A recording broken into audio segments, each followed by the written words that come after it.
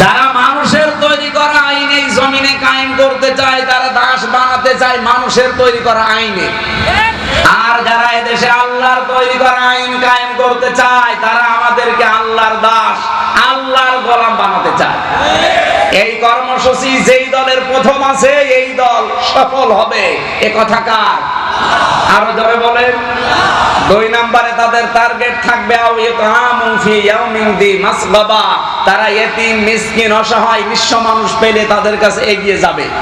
আগস্টের 5 তারিখের পর থেকে আজকের এই দিন পর্যন্ত আপনি বাংলাদেশে একটা জরিপ করেন, কত টাকাওয়ালা মানুষ আছে, বস্তা বস্তা টাকা ছাতা পড়ে যাচ্ছে ব্যাংকে। কিন্তু এই দেশে বন্যা হয় মাঝে মাঝে, বিভিন্ন সময় দুর্ভিক্ষ আসে, ওই কোন মানুষ তো টাকা পয়সা নিয়ে তাদের কাছে এগিয়ে যেতে দেখি না। এই যে গরম গেল, 40-45 ডিগ্রি সেলসিয়াস চলছিল, একটা স্যালাইনের প্যাকেট নিয়ে, একবার পাতি নিয়ে, একটু শরবত নিয়ে তাদের কাছে এগিয়ে যে একটু খাবার নিয়ে, কই কাউকে তো দেখলাম না।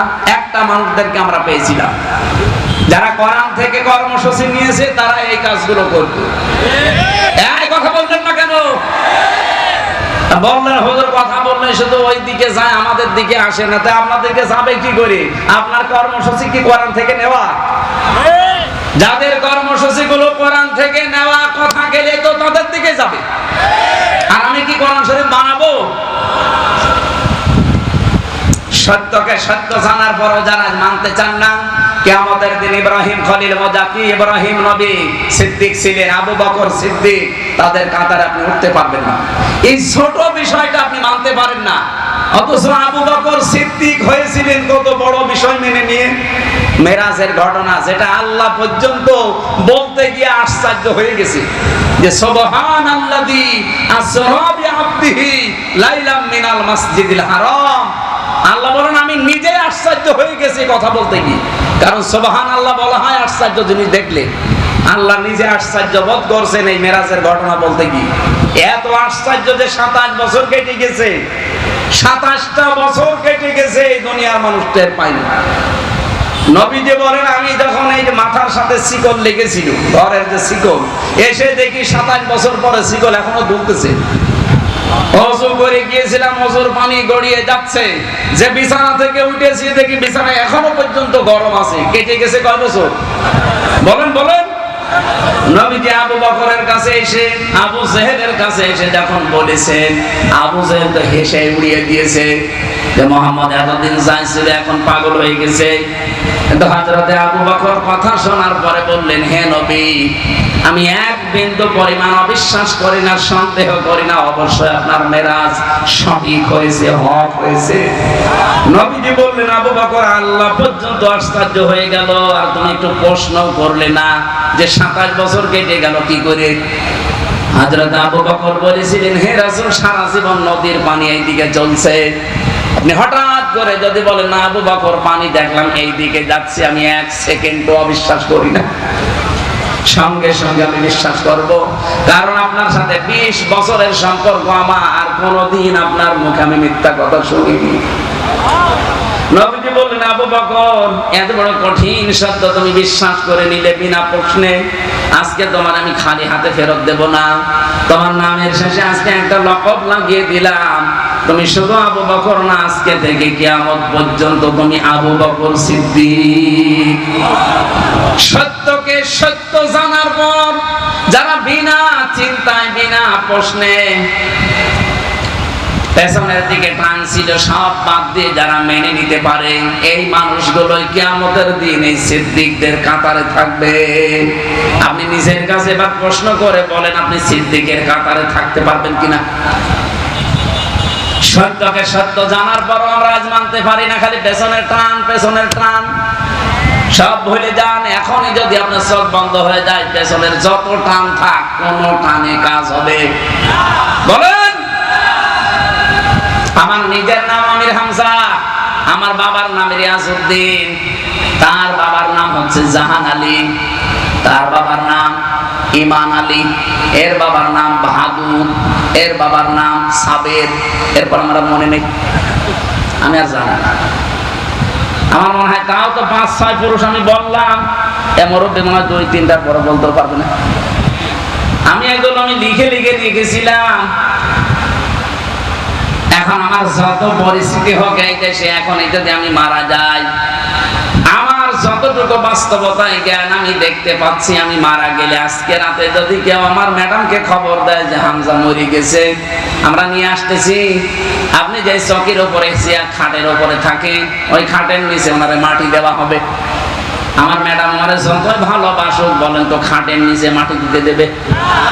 বলবেন না, এখানে কবর দিয়ে আমি মরবো, প্রতিদিন সিন আসবে।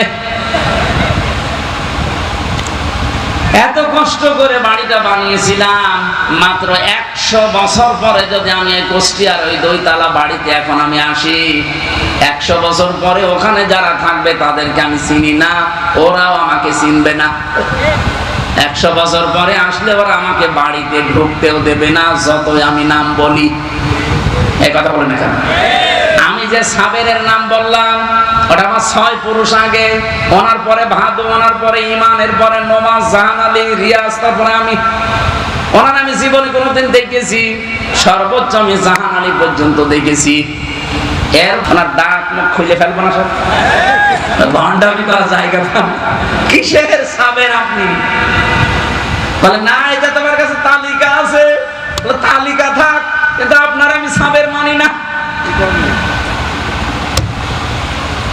আপনি সত্যকে সত্য জানার পরও পেছনের টানের কারণে মানতে পারেন, আপনার স্ত্রীর কারণে, আপনার সন্তানের কারণে, দলের কারণে, চোখ বন্ধ হওয়ার পর এগুলো একটাও কাজে দেবে?